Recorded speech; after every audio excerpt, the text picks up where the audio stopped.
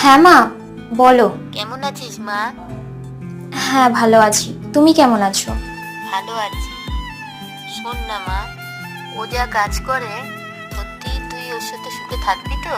দেখো মা, ও আর যাই করুক না কেন, কোনো খারাপ কাজ তো করছে না।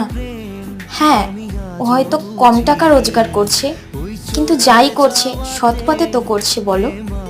আর ও আমাকে খুব সুখে রেখেছে, বিশ্বাস করো। আরে, তুমি কখন এলে? এই তো কিছুক্ষণ আগে। আচ্ছা ঠিক আছে, তুমি বসো, আমি তোমার জন্য চা করে নিয়ে আসছি। এই শোনো, এখানে এসো, বসো।